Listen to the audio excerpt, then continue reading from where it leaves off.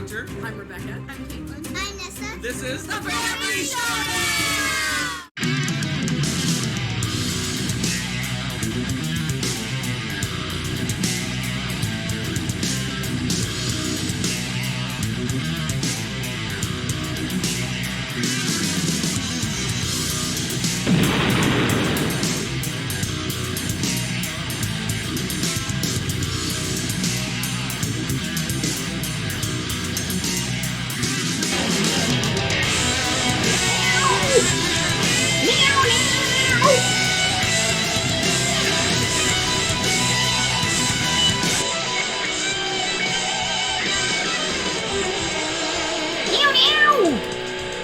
Still meow meow? More meow meow? Solo!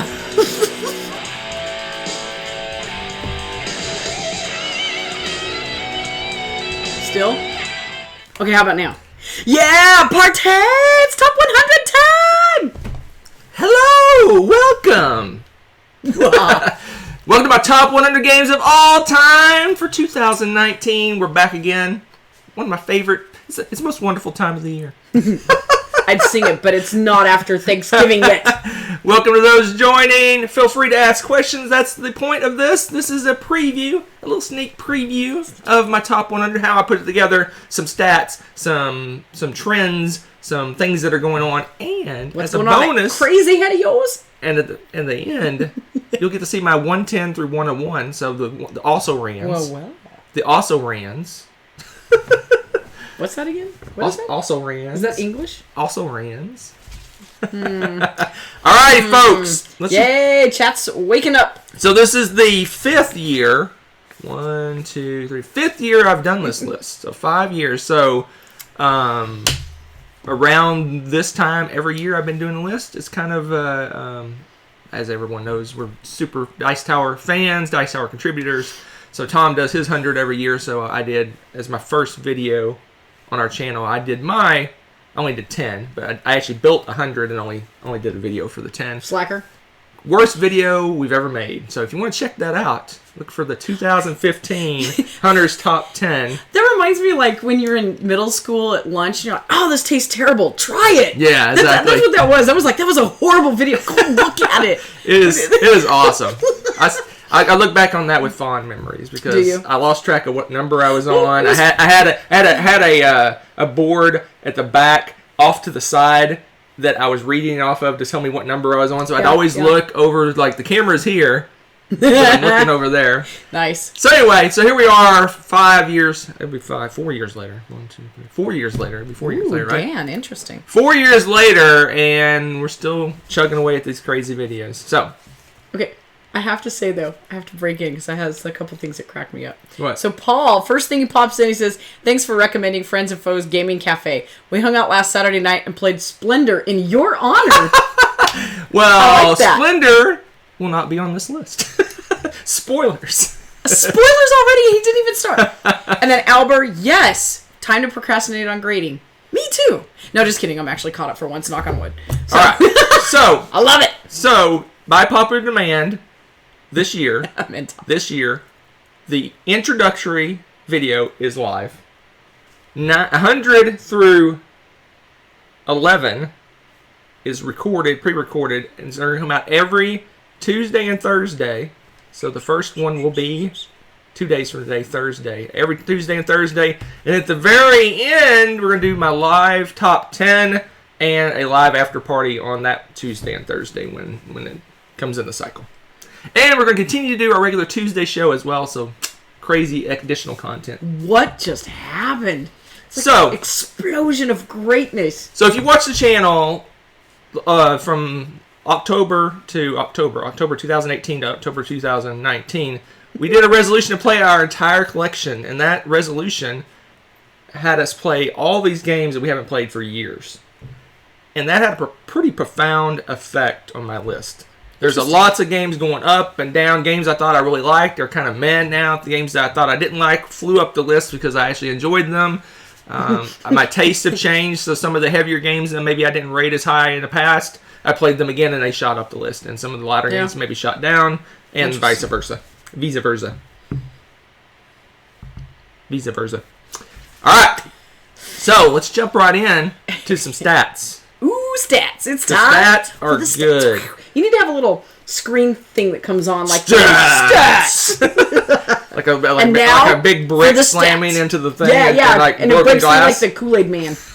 Yeah. Stats. So, 2018, I had 27 games go up my list, which is a crazy number to go up. 27 games went up. Like I said, that resolution had a pretty profound effect. That's Over a interesting. quarter of my games went up the list, which usually they're going down to make way for new games. Sure. So 41 went down, which is less than last year, and 6 stayed the same, which is 5 or 6? 5 or 6 stay about the same every year. It seems Exactly the same? exactly the same. Wow, that's so weird. And 26 new games, which is about the same as normal. Even though we played a lot less new games this year because of the resolution. Yeah. But we were very selective on which games we did purchase and play. At least That's I true. was. So we didn't do any like, oh, maybe that one will be good. Let's get it. We didn't do any of that because we were No. focusing in on playing older games. I did play some games willy-nilly, though. You did. I was wild and out of control. You were wild and out of control. I'm like, that looks interesting. I'll play it. That's random. I'll play it. All right, so this year I made my list like I had for the last 3 years. I used the Pub Meeple ranking system. What I did is, as we played all our older games, I went in and I re-ranked them, gave them a new re-rated. I re-rated all the games that we played and all the games we culled or went through to decide whether we were culling or not. Okay. So I basically re-ranked our entire collection. Wow. I then took all the games I rated 8 or higher. Okay. 8 or higher. There was 215 of those games.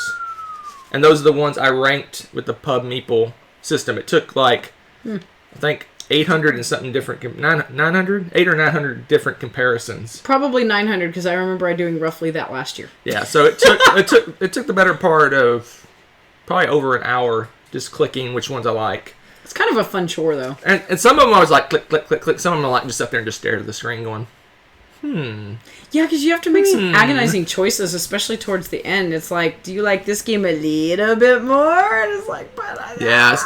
Especially when you're comparing like some heavy apples Euro and game oranges. with a party game. You're like, oh, this is so much fun, but oh, I love this game. How do I? But you have to choose. You have to choose. Was that other one not fun? No. I know which way I would have picked. And as I said at the after party of last year's video, I took out legacy games this year. So no legacy games. Even legacy games that you can play after you're done, I took those out as well. Charterstone? Yes, Charterstone got the axe. I made one exception, and I'm not going to say which one, Well, it wasn't Charterstone. but I made one exception. Oh, I know what it is. Don't say anything. I made one exception But because it's not truly a legacy game. It's you don't do any kind of modifying the boards or anything, but it is a campaign game. But you could play it individually easily. No, you play it individually very easily, so I kept it. So. Okay, fine. And I also took poker out because I made the conscious choice to remove poker because I think if you took the money aspect out of poker, it would make this list. The fun I get is the thrill of playing other people and the challenge and the money and all that stuff. You take the money out, I don't know if it wouldn't make the top 100 for just the basic game itself. It's more the enjoy atmosphere and the stealing my environment. pennies. That's Yes, true. yes, I do. Yes. So there you go. There's all kinds of I said goodness. Let's stealing. see if we have any questions. Apples and bottle rockets. Yes. Yeah, Mentot, you got it. It's so tough to compare completely different games. And Yeah, it's a tough. one shot too, because it restructures how the list goes from that. So you're like, Agonizing. I've come to the point that for a light game to make my top 100, it needs to be an amazing social deduction game or a super duper crazy amazing party game. Otherwise, it's not gonna make it. it's not going to make it. There's very few. I probably can count on one hand the light games that don't fall in that category of social that don't deduction fall in that, or okay. party games. Interesting. Only a small smattering of games. Some more stats. Of the 95 games on my list, I do not own 5 of them. Okay. So, 5 of them, and they're scattered throughout in the list. Okay. Although there is none within the top. No new ones within the top. No, that I don't own. Oh. There's none that I don't own in the top 66. Whoa! So I own Interesting. everything from 66 up. So if you really like it that much, you're probably just going to go out and buy it regardless. Correct. Okay. All right. Oh, any huge surprises for you? Yes. Hello, Nerf. Several. Like I said, us replaying the games, because when you play a game once, and then you don't play it again for years. Yeah. Over time, your belief of how much you liked that game and why you liked it gets muddled. Yeah. And you'll be like, I don't like that game. I don't like that game. And then you play it again after years, you're like, I do like this game. There's a lot of that going on. There's a lot of the opposite, too, where I thought I loved the game. We played it again, I'm like, oh, this is just okay.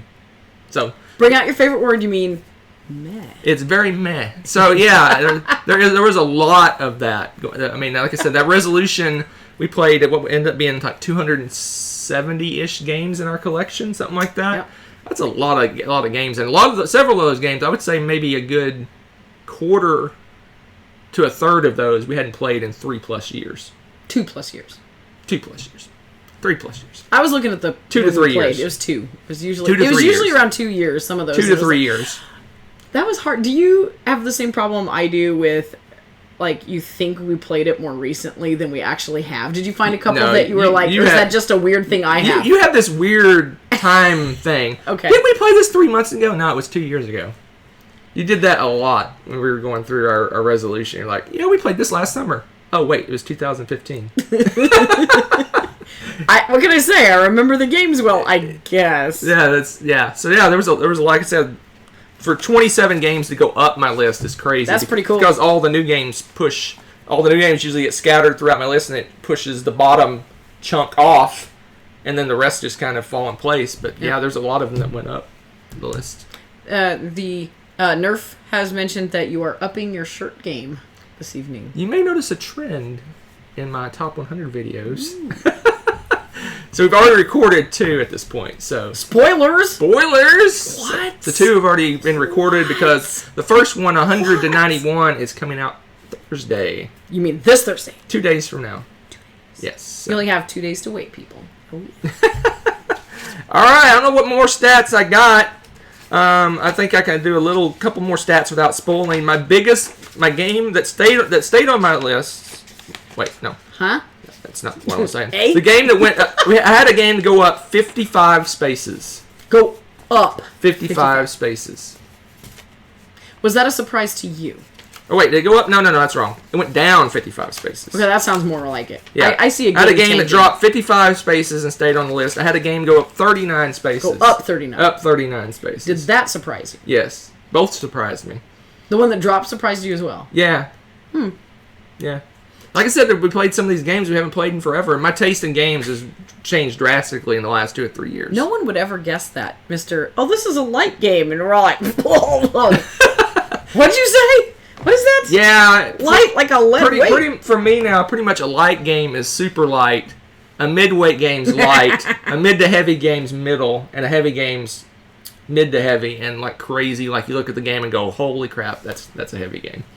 I'm going to say that the next time you pull out a heavy game. Holy crap. Holy crap, that's a heavy game. Dan is predicting now your number one's going to be La Isla. La Isla? Oh, I don't even... La Isla's not even the... Oh, man, the more... top, spoilers. not even the top 215. What? Yeah. You guys are just coaxing all sorts of... That's what we're here crazy for. See if you can spoilers out of get him. some spoilers out What of is him. this insanity? Yep. Yes, play Bora Bora while wearing that shirt. Talk about thematic. Yes. Or play Bora Bora Hey, and Bora Bora. Thinking of that, you need to tune in on Tuesday before Halloween. We might have something to say about dressing up to play board games. All right, folks. If you have no further questions... Now. No further questions. Time for... We're going to jump into my 110 to 101. Yes. All right. Hold on. I got to get ready. Okay. There we go. Prepare your speech. All right. Here's the stats. Okay. This is for just this last 10. For this 10. Okay. Here we go. Okay. 3 games. New games to my list. 3 new games to my list. 3. 1 game I do not own. It does not count towards the 5 because this is not part of the 100. So 1 game I do not own. Okay. We had 2 games that one. I gotta open that more. 1, 2, 3, 4, 5, 6, 7 games that went down, and then the 3 new games. So these all went down. None of them went up. Ooh. All of them dropped off my top 100, except Ouch. for one. One wasn't on my top 100 last year, but all the other ones Ouch. dropped off. Oh, and one game Yes. Yes. went up 39 places, and it's not the one that went up 39 places that's on my list. Oh, this is another one Correct. that launched. So, was it because you forgot about it? Yes, we hadn't played the game in probably 3 or 4 years. We bought it, we played it a couple times, and then it sat on the shelf, and we never played it again until our resolution. Then we played it again, and I was like, "This game is awesome. Not awesome enough to be in my top 100, but awesome." All right, ready, folks? Now I'm like, Let's start off with my number 110. It was my 100 last year. So it was the last one on the list. It dropped 10 places. Math. It was already predicted in the chat that it would be on this 10. really? I missed that. And that is Pitch Car. Oh, this dropped out of your top 100? Yeah, I mean, I love it, but We've played it to death. we played it to death. We haven't officially played with the loop yet, so maybe there's hope. We've unofficially played with that loop, and that was rough. We goofed around with the loop, but we Ooh. haven't played with the loop. The loop. So Pitch Car is a dexterity game. It's a dexterity racing game. You're flicking little discs around the track, and I have 4 or 5 expansions at this point. This is a perennial tournament game for us. I did really horribly at the tournament this year. I think I was like last or second to the last. Yeah. I didn't do well. It was great. I didn't do well at the tournament this year. I got second What place. I've decided with you? You do really well if we have no stakes whatsoever in this game. Yeah, this game. You will destroy me. But if we have any stakes whatsoever, like for Or a tournament if or bragging rights of some sort. Or if it's in front of like 100 people. Yeah, that too. Then, like, for some reason, because at that point I'm like, oh, I'm not good at this game. I'm so relaxed. I do well and you don't. It's the weirdest reversal I've ever seen in a game. So I love this game. It's fun. game. It's a family favorite. It's a fun game. We had for the tournament. We set up a big, massive track with a ramp and a scope and a tunnel and crisscrossies and all sorts of craziness going on. And now we have loops. We have 2 loops, and next year's tournament will feature those loops. No. Maybe we'll even feature a spiral. Because the loop that the official loop for this game is made out of like some kind of bamboo type thing, and you can actually twist it. Yeah. So you can make it do a corkscrew thing. What is wrong with you? How do you do that? There you go. Tommy asked, would a mega game ever make my top 100? Unlikely. Because I don't know if I can consider that a board game. It's almost role playing. Yeah, it's almost a at that point, LARP at that point with the board. It's a LARP with a board. I'd be more inclined to call that a LARP. Yeah, because you're only playing a piece of the game. Yeah, you're not playing. No one is playing the entire game. So yeah, I'd call that a LARP. It'd be its own little category. He made a live action role play for you noobs. I'm just kidding. There you go. My 110 was the last game on my list last year. That's 100. That's interesting. So next year, it may not be, maybe gone unless that's so sad. Unless the you keep like banging the table. With I your know. thunderous games. Know. Blam. Sorry, there's guys. 2 games I don't own. Oh, I didn't even see that. Math. I don't have a picture for this one. One moment. One moment. Can't you talk? One moment. So this game, I played it once 2 summers ago at Criticon. Criticon! With Scott Morris, Mark Streed, Rebecca, and random guest to the con. I don't remember his name, unfortunately. The game is Too Many Bones. I'm about to have a picture. Oh, that was fun. I'm about to have a picture of it. That was fun. I hope I have a picture of it. Here yeah, it's right there. That was fun. Isn't that like one of Scott's favorite games, too? Yes, it's probably, I think it is his favorite game. I wouldn't be a bit surprised. Too Many Bones is a campaign style. You can play scenario-based or campaign-based game where you play a character. Your character's abilities is run by unique, customized dice. You basically, if you want to throw a grenade as the alchemist guy. I don't forget what his Tinker or whatever he is. Yeah, I think it was Tinker. You roll his grenade die and you see what happens. It's pretty cool. And the combat takes place on a grid, and it's very, very. What am I looking for?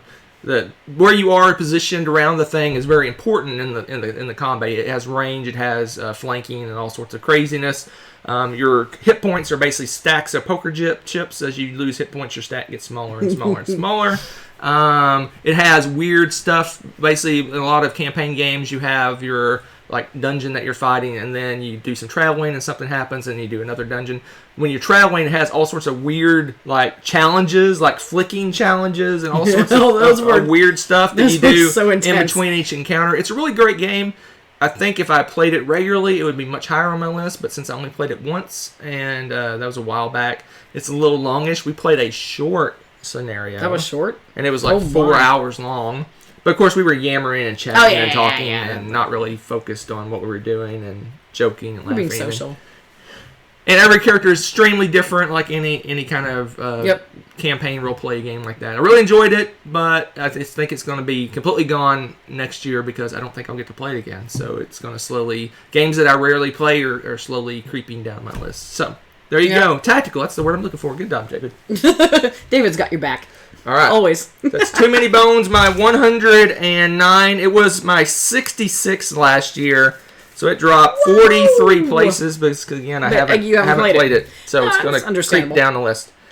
All right. My 108 is new to the list. Brand new list. Somehow I've lived my life all X number of years of my life. If you follow by the numbers, you know how old I am. So there's a reason to go watch by the numbers. So if X number of years of my life, I've never played this game until BGG Spring. We got a group of 8 of us together, and we played Telestration. Yeah, buddy. And we laughed and laughed and laughed, and then we were done laughing. We laughed some more. It was hilarious. I don't know how we didn't get kicked out of that room. We played. We didn't keep score or anything, but we played 4 games. Yeah, more than that. Was it? Yeah, it was a lot. We played a lot. I don't know. We played this a lot. It was. I really enjoyed it. So, I'm actually upset that this is still in shrink. Yeah, we need to get it played. We need to play this game. As soon as we drive over here now. As soon as we after we played it, I walked out to the vendor hall and a place that just sold random games had it for sale and I bought it. So we haven't played it since, which is sad and unfortunate. No, we did, but it wasn't. It was another. We got it out of the library again. Oh, we checked it out twice. Okay. We played several sets of it, but we didn't use our personal game yet. Yeah, so I love it. So Telestrations is a game where you start off with a word or a statement or something like that. Yeah. And you draw a picture of that thing, and then you pass. The next person only sees the picture, and they write what they think they see. The next person will draw a picture based on what's written, and it goes around the table until it gets back to the first person, and then you flip through it and laugh and see how crazy. You go from ice cream cone to crazy killer clown or something. It just. What was that old man with a vending machine? Old man and a vending machine. From Hunter Thomason. old man and a vending machine. That was pretty priceless. And the singing from the rooftops, I forget what Caitlin, she got it last. I don't remember what she ended up with that. Yeah, I don't know. That was pretty good. There's some hysterical. This is one of those games that memories are made from right here. It's a good one.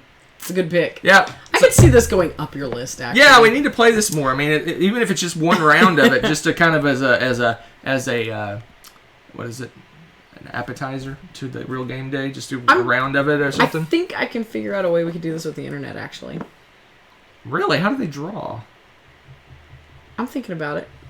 I'm trying to figure it out. I'm working through it. There you go. I think it'd be fun, though. Telestration, be a way. I'm gonna work 108. Oh, that's cool. Brett says his family plays Telestrations every Thanksgiving and Christmas. Now, that is a fun tradition right there. I like that. This is perfect for family gatherings. I still got Too Many Bones down at the bottom. Where's my... You like crazy advertising for it, huh? Oopsie. All right, but, I was going to say... What was I going to say? What were you going to say? What was I going to say? Tell us something. I think this game started out as Eat Poop You Cat. Was the original name of this game. Are you serious? Yes. It sounds like something you'd tell the cat. Eat Poop You Cat. I think that was the original name of this game. Random! I'd ask why, but All right, so the next one on my list, it's number 107. It was my 102 last year, so it barely dropped, but it's hanging out in the last 10 area. And it kind of held its own because I enjoyed it, but it didn't blow me away, so it kind of stayed in the same general. Okay. Because we played this game again. This is another one we played a few times, and then it just sat on our shelf forever. Okay. And we finally played it again for the resolution. I'm like, oh, this is great, but it wasn't like as great as I remembered. Okay. But it wasn't horrible either, so it kind of stayed in the same general location. Okay. And that is Fields of Arle. So this is a Uwe Rosenberg game. Yeah.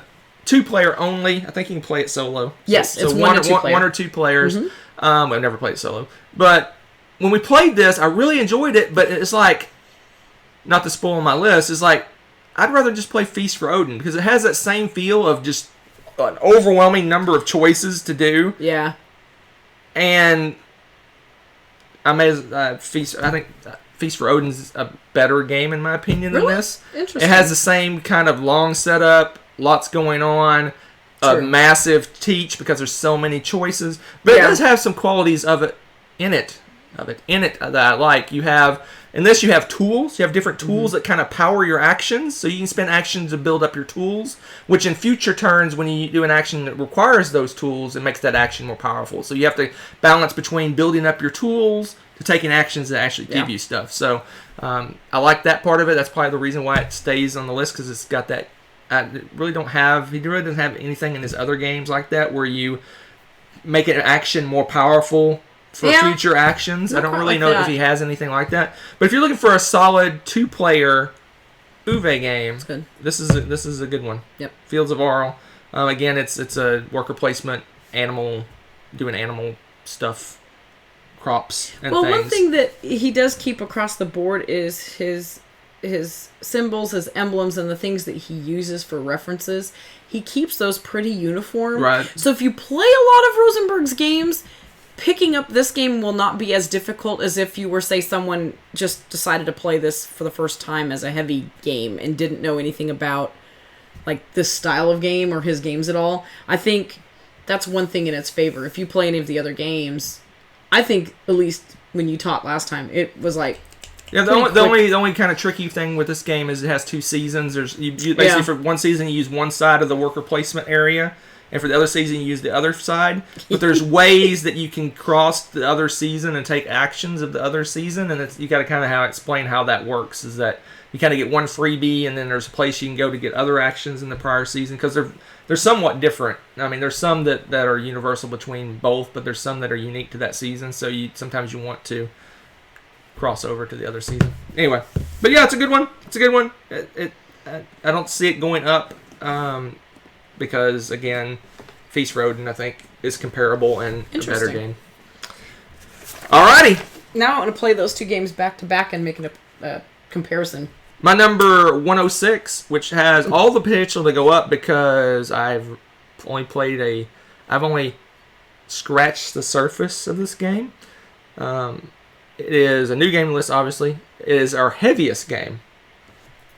By far, our heaviest game. Oh, you mean physically heavy. Okay. I'm not going to tilt it because it has an insert.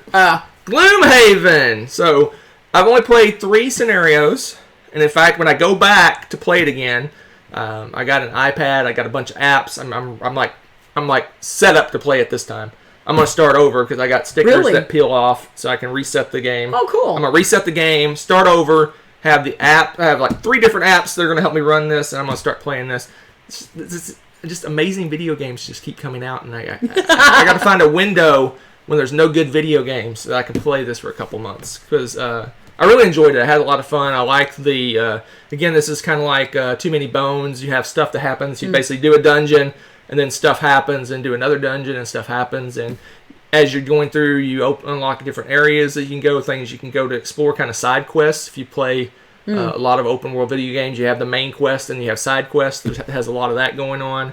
Has character development. It's kind of got a deck building aspect to it. It's kind of Euro-y for a dungeon crawl. It's got a lot of Euro aspects to it.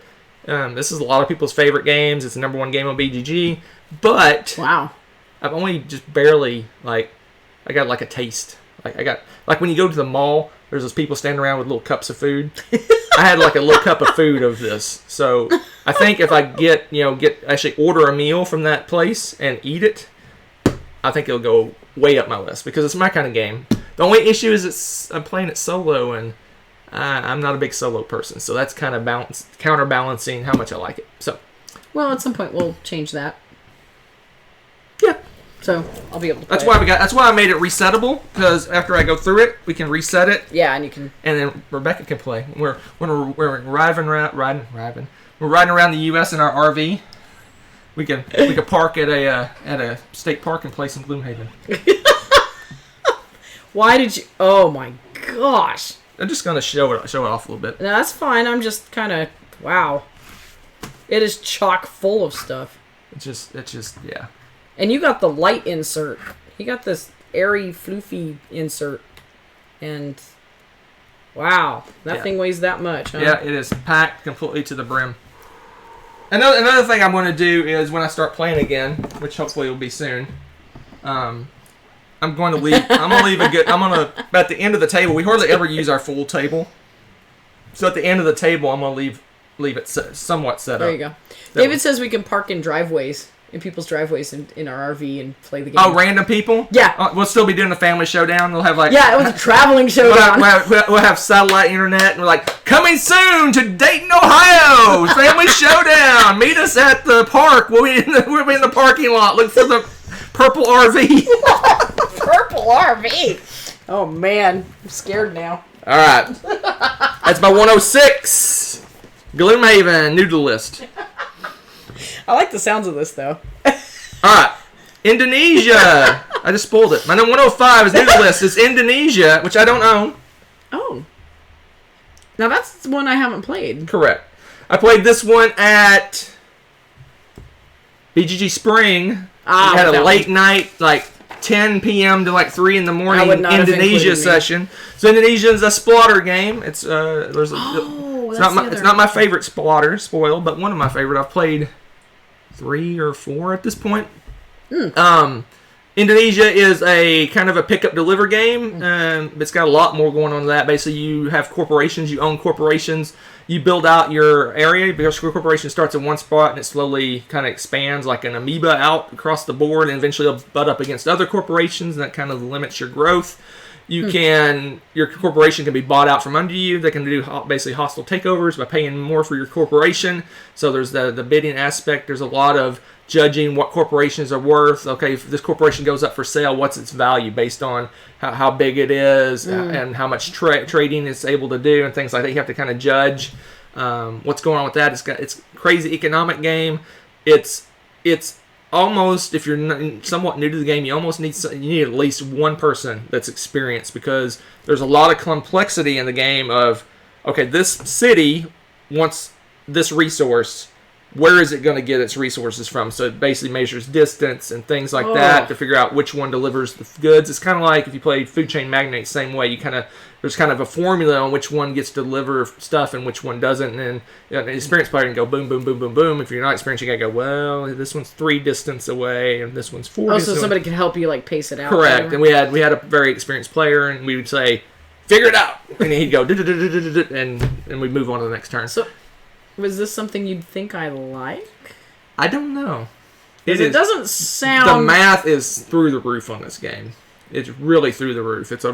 All Splotter games are very mathy, and this one's pretty mathy too.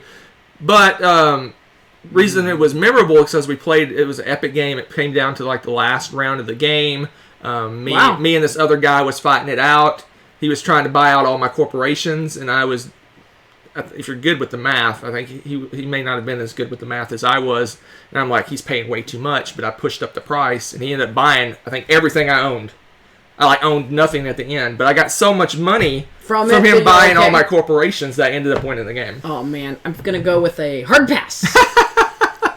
Anyway, I love it. It's a great game. Tommy, I'll stink at it with you. But I don't know if Indonesia is a buy because I play games so infrequently.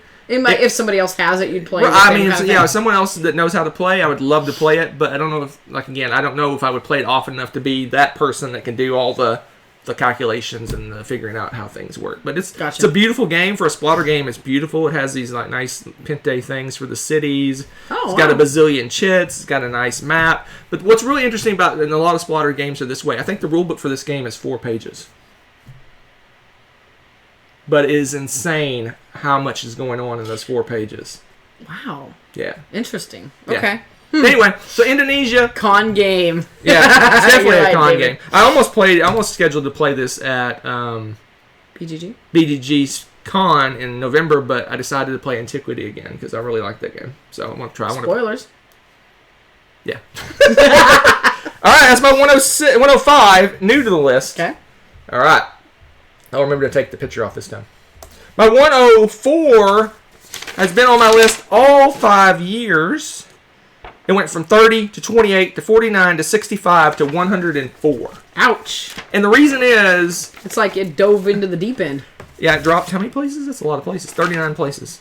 And the reason is we've got so many great worker placement games. True. We probably have 40 really good worker placement games. And this one's kind of on the lighter end of the worker placement scale. And it kind of, although it's got some theme wrapped around it, it's a pretty generic worker placement game. It's like get cubes, turn in cubes to get contracts, and that's basically the game. Okay. And that is Lords of Waterdeep. Of course.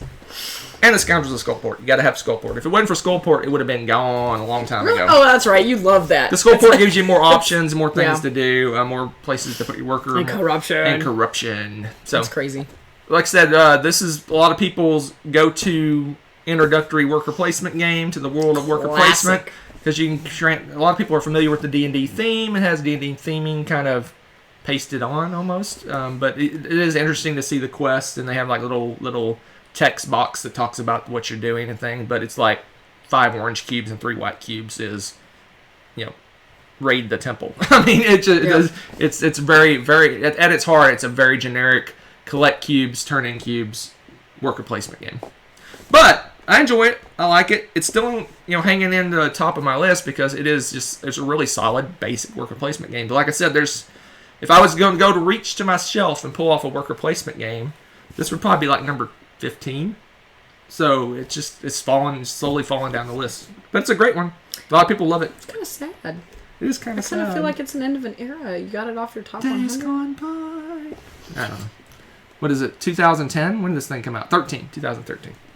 Dang. There you go. The Scoundrel Skullport, if you're not familiar with that expansion, it gives you more places to go. It gives you spaces that are even more powerful. Like instead of getting like 1 white cube, you get like a white cube and a purple cube, but you get corruption along with it. Yeah, it's pretty and as you insane. get corruption, as more and more people take corruption, the negative points for that corruption grows and grows. So it's a balance between how much corruption do I want to take, how much can I get rid of, Yeah. at the end, because you want to shed as much of that corruption as you possibly can to not only lower how many points they're worth, but how many you have. So there you go. I like that Paul mentioned that Champions killed Lords of Waterdeep Yeah. for him. And I was going to say, I think that's probably the same thing for you, Yeah, right? Because you Champions love and Champions. another 10 other worker placement games that are heavier Yeah. and more interesting and have better themes and more going on. But Yep. I still like it. There you go. As I'll say many times, Tommy any John? game that's in my different. top 110 is probably in the top 10% of all the games I've played. So it's Not too shabby. So there you go. All right, let's move on. I move on to the big gainer, the one that went up 39 spaces, but only got up to 103. Almost got on the That's list, just agonizing. and that is Manhattan Project Energy Empire. Yeah, we hadn't played that in eons. We played it once. We're like, And then we played it again, and it's like, ooh. whoa, this is much better. Because Yeah, it was. I think when we first played this, and when it first came out, 2016, so 3 years ago, Yeah. we played it right when it came out. Yep. I think it felt convoluted and a little bit too much going on for us, and now it's like, it's whatever. I taught it in like 5 minutes. I mean, it's a straightforward worker placement game, but it has a lot of cool things going on for a worker placement game. That's why I like it a little more in Waterdeep. It's got more going on. So when you go to worker placement spots, you put your worker on a spot. You can go to any spot you want, but you have to put more stuff, more cardboard, in that spot than the other people have done. So, like, if Rebecca goes to a spot, she puts one worker there. I got to either put 2 workers or a worker and some energy. I remember that now. And so, basically, you're building stacks of workers, and eventually, people will pull those workers back, and then the spots come somewhat cheaper at that point. I think this was a little bit on the complex end for. And it has a lot of things going. You're acquiring cards, which are buildings, which gives you powers. You have dice, which are your energy. You're acquiring different kinds of dice, and some dice have pollution. So the more powerful dice are going to cause you to have pollution. You have to control that. You have to keep your pollution under control. But the cleaner energy doesn't have pollution, but they're not as efficient, not as much energy for those dice. So you got to kind of balance between good energy and bad energy, and it's just got contracts, got all kinds of sort of things going on, achievements that you can get that you work towards. Yep. So it's a really solid worker placement game. We got a lot going on. It plays pretty quick, if I remember. 2 hours. 1 to 2 hours. Yeah, so for I think we probably. It's right in that sweet spot again. Yeah, an it's hour probably and a half. 90 minutes for us. Yep. I really enjoyed it. It didn't quite get it back on the list, but it went up almost 40 places, so that's pretty solid for. Hello, a game. Dean. So there you are, Manhattan Project Energy Empire. I like it. I like game with dice. You have to roll some dice. I was gonna say you have like this little affinity for dice. It's like an extra little perk in the game. You're like, ooh, there's dice. If you have a Euro game, you throw some dice in. It's got Hunter's got my attention. That's right. There you Me, go. on the other hand, All right, next one on my list. This is my nostalgia pick. Ooh. And it is dropping like a rock because I never get to play it. She keeps saying she'll play with me, but nah. What? So it started out as number 10 back in 2015. It went from 10 to 19 to 55 to 64 to off the list at a 102. And that is Blood Bowl. Oh, we locked up. No. We locked up. I don't know where I was. I don't either. Oh, crap. Uh-oh. Can you guys hear us? They might be able to hear it. Tommy says they froze. Whether or not they can... Okay. Spoilers! Blood Bowl! David says... Oh, good. At least you heard what was going on. I'm going to repeat Okay. myself in case when it resets. No, when it saves the video for other people to watch, I want to make sure that they know what's going on. So this is my 102 pick. It's a nostalgia pick. It's dropping because I never get to play Put it. it out on the table and I will play it. You just have not. So it went from 10 to 19 to 55 to blame 64 to 102. No, I would. The way you play Blood Bowl, the only way to play Blood Bowl is either in a full season with a schedule and playoffs. Or some kind of tournament with a lot of people. One-off games are great. They're fun. But I remember playing this game. We played leagues. We played full season. We had schedules of this person played this person, and we played each other. Nerd. And then your rankings, like this, so many people made the playoffs, and we had playoffs at the end of the game. Playoffs? We had playoffs at the end of the game. I said that. So it's an amazing game. I played the computer game to death. I don't even know how many Oh my gosh! hours and hours and hours and hours on the computer. This probably is in the running if you take out generic card games like Spades and things like that. This is probably one of my most played games of all time. I've probably played this game 100 times at least. Well, yeah, especially if you're doing seasons and stuff. And I used to have all the races and all the different things. You have halflings and skavens and orcs and elves and halflings and ogres and treants and all sorts of craziness. Had all that. And when I left college, I gave all my board games away. Because you're crazy. Because I'm crazy. So anyway, this was given to me for my birthday. It was my number 1 on my Grail games from a couple years ago. And so it was gifted from the in-laws to me. And so I will never get rid of this game. But it's off the list at 102, and it's probably completely gone next year. We'll see. We'll set up a season. With who? Who's going to play me a season of Blood Bowl? Nobody. Maybe I'll save it when we're in our RV, and we'll have regional tournaments. Ooh! I like the way that sounds. Get ready, David. Oh, my goodness. Blood Bowl, my 102. Can we drive over to Dean's, too? Drive to Hawaii? Yeah. I'll sit on that RV as they ship it across. Maybe get one of those duck cars. Yes! Put 1,000 gallons of gas and 1,000 board games. and just drive to Hawaii. Duck boats or I like what's it it. called. All right. My 101, Nerf. the one that just missed the list. It was this close. 101. Okay. It was my Am I going to smack you? 83 last year, so it dropped, 18 places? Okay. Not too much. And that is Clank, a deck building game. I feel like I should smack you. What? This game is good. It is good. It's good enough to beat my 101. At least it wasn't Mystic Veil.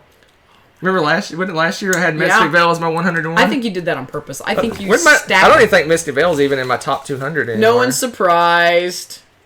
Yes, excited for Clank Legacy. Oh, Definitely. yeah. I am. That is like it's. I don't do pre-orders. Oh my gosh! Don't start the pre-order. I don't rant. do pre-orders, but Why? when it comes out, when it's readily available, I will be purchasing it and playing it. So I'm excited about that. So, but I love Clank. It's a great game. It's a deck building game with a kind of a dungeon crawl mixed in. So you're going into the dungeon, you're grabbing up as much loot as you can, and getting out before the dragon clanks you to death. You're clanking it to death. You're clanking yourself to death. And basically, when one person grabs an artifact and leaves, it kind of accelerates the end game. So that's the only minus to this game, is that it has that aspect of someone can just rush in, grab the first thing, and rush out, and hope everyone else will die before they get their artifacts. I die in this game all the time because I'm like, oh, I just want to get one more thing. Oh, I want to get the highest value thing. And he's like, oh, I can go fast. Clank, clank, clank, clank, clank, clank. Oh, it's hilarious. I love this game. It's so funny. So this You're is so good one. noisy. Spoilers. There's another version of this game which I prefer, which did make my list, and that's why this one kind of got pushed down a little bit. I like the other version, but again, I'm looking forward for Clank Legacy, and I think at some point, we're going to do a top 10 campaign/legacy games, but I don't know if we have 10 yet. No. So I don't think we played 10. We're probably close. Really? I don't think. Well, by the time we add them up, probably closer. Close, but yeah. But I don't feel it. Wanted to ask. Why I don't do pre-orders? No. Somebody else can answer for. No, David. Why didn't you explain it? Why I don't do pre-orders? Why? Here's the reason why. Because I almost exclusively buy all my games from Cool Stuff Inc. Cool Stuff in stock. Good. I do rarely buy games from Amazon, and I do occasionally get games at local game stores. If I'm like itching to get it this second, I'll go buy it from game stores. So I spend a good chunk of money at game stores because I'm always itching to get games and don't want to wait the 2 or 3 days. He's an impatient little. But back to Cool Stuff. The vast majority of my games I get from Cool Stuff. They have a policy, which I don't agree with, but it is what it is. If you buy games and there is a pre-order item included with that, they do not ship your games until all the games are available.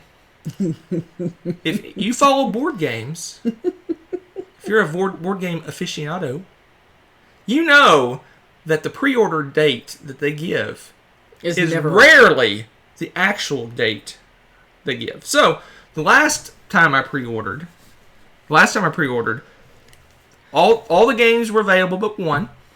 That game was due to come out the following week. Everywhere I did my research, I went to BGG, looked in forums. It was a week away. I went to Cool Stuff. They had the date listed on their site a week away. I went to the distributing place. I went to the distributor, the one that gives the games to the stores, and they said it was a week away. So I thought, I'll just go ahead and pre-order because it's for sure coming in next week. The game came out 6 months later. So all those games that were with that pre-order game sat in a box somewhere in Cool Stuff's warehouse, waiting. I could have canceled my order, but just for the principle of it, I waited it out. So I got all those games that I was itching to play 6 months later because lies.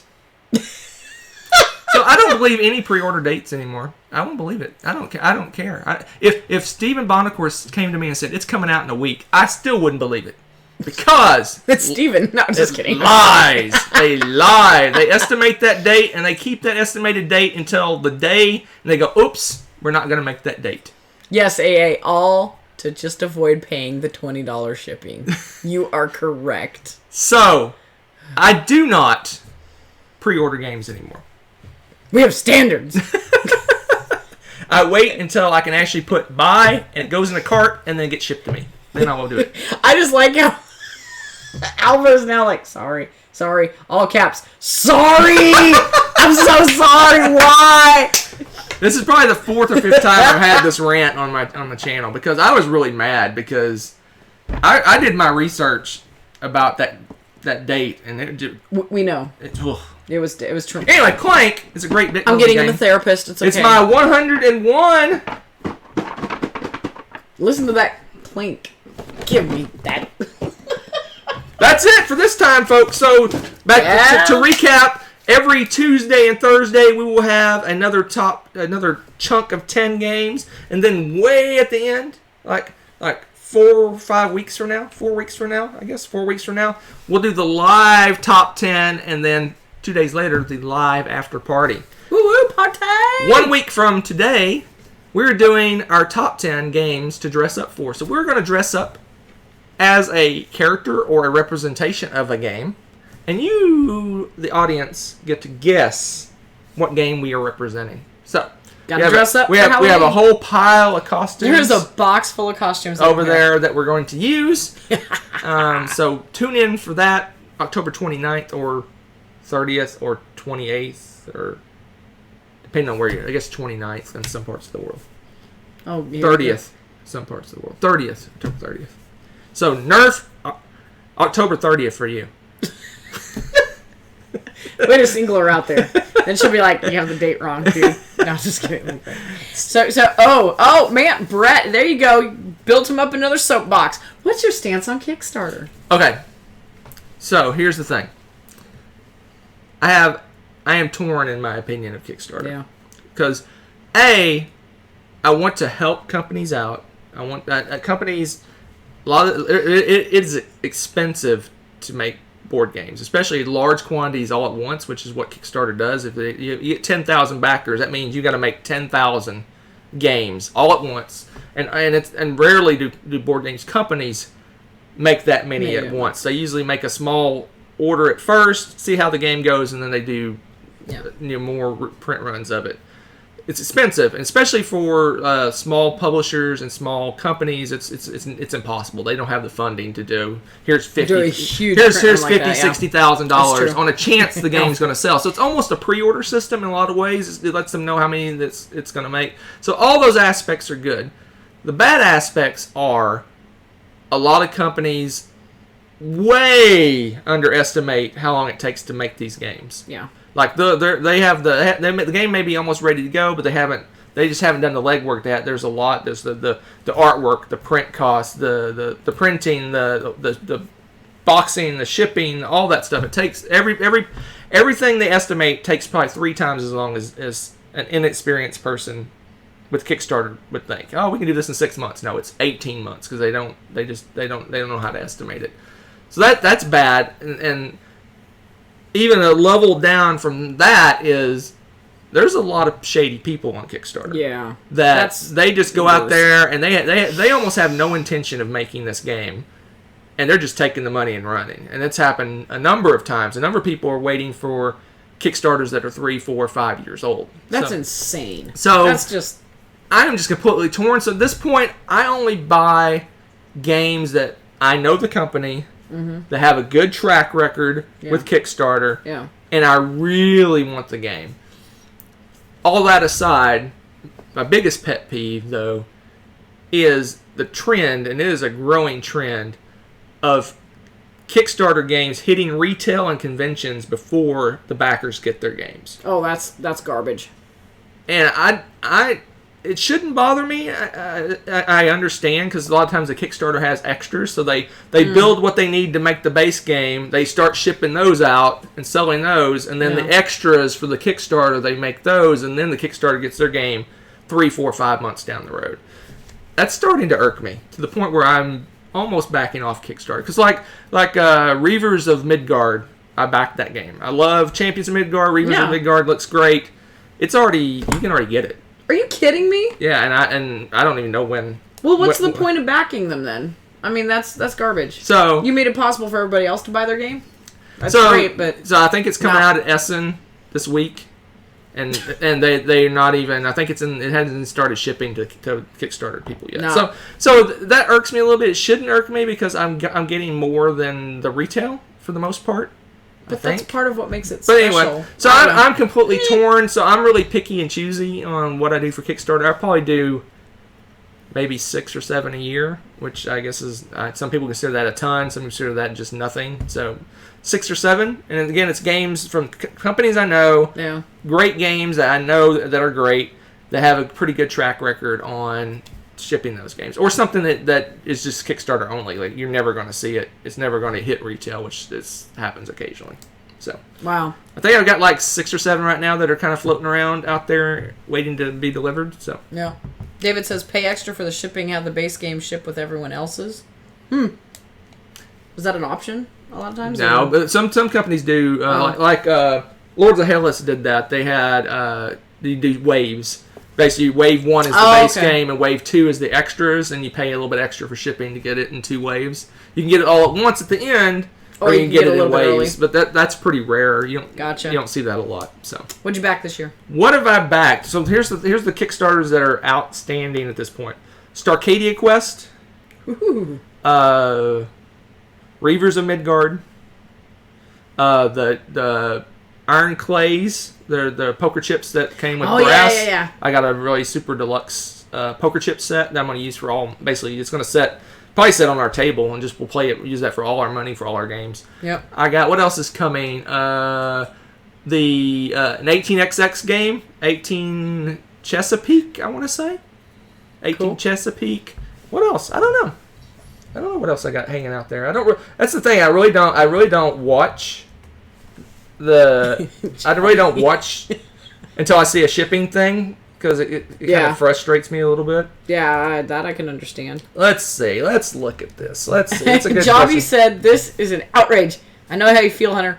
One time I ordered a number 2 at BK. Took freaking 15 minutes. Nope. All right, so we got Merchant's Cove, that looked really interesting. That looks like more than 6 or 7, babe.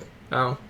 Your math's a little shady. So Merchant's Cove, this looks like, it's really cool. It's like you're I read about it, watched a lot of reviews. You're like a shopkeeper for like a fantasy world. Ooh. But every shopkeeper runs their shop differently, and you're trying to get adventurers to come to your shop to buy your stuff. I like the way this sounds. So, that sounds like a blast. Okay. I got the role player expansion, the stockpile expansion, the Iron Clays that I mentioned, Raccoon Tycoon expansion, the 18 Chesapeake, the Anachrony expansion, On Mars from Vital Lacerta, or Vidal Lacerta.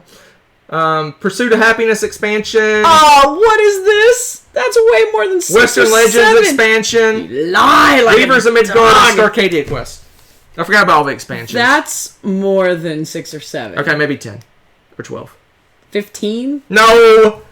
1, 2, 3, 4, 5, 6, 7, 8, 9, 10, 11, 12. 12. Less than 15. Huh. Interesting. All right, that's it, folks. We kind of drifted off. Boy, I'll say that train derailed. Now, while we're at it, What? new purchases. Oh. So we got. Man, you guys are getting all sorts of goodies. Bad News Bears. I love the fact that they call it that. That's adorable. Ooh, you caught that. I know. Lucky. And it's like some 3D craziness going on now. I'm going to build the Jurassic Park of bears. It's going to be greatness. We're playing it this weekend. No hooligans, though. This is going to be played this weekend. Yes, please. Paladins of the West Kingdom. Oh, yeah. Time travel Spyfall. I can suck on a whole new level in different eras. And not Fantastic. pictured is the Fireball Island Spider. Oh my gosh. Spider something. Yes, the spiders are hilarious. We played that last weekend. You guys, oh my gosh. And Rebecca wins because I said this was probably going to be super short, and we're at exactly an hour, which is our usual show, so it's fine. Yep. The spiders are hilarious for Fireball Island. If you like to add lots of chaos and shenanigans to that game, it's pretty awesome. So. All right, folks, that is it. That is the preview, the sneak preview to my top 100 games of all time. So again, every Tuesday and Thursday, new videos live at the end, which is what most people seem what they wanted to do. And we're going to continue our Tuesday show every Tuesday. Although, early warning, we're going to go on a bit of a hiatus in December. So Because it's the holidays. because we're going to take the Christmas week off, and we're going to take the week after off because we're going on our 10th anniversary trip to Vegas. So we'll be gone and out of town. We'll So probably be giving information about that too, though. after we're over, well, what do you mean information? The live streams, baby. Oh, I don't know if we want. I don't know if. Would you guys be interested in watching us getting married again Now that would be interesting. in a Star Trek themed wedding? Think about it. All right. All right, peeps. Can't wait to see you. Well, you'll see us on Thursday. 2 Well, days away. Pre-recorded. They're still seeing us. That's true. What's wrong with you? Hype, What's hype, wrong with hype, this hype. shirt? Top 100. Woot Top woot. 100 of all time. Woot. Yes, it's serious. We're actually doing that. And they're saying, yes, I would watch the heck out of that. All right, man. Guys, we'll see you soon. All right. Bye.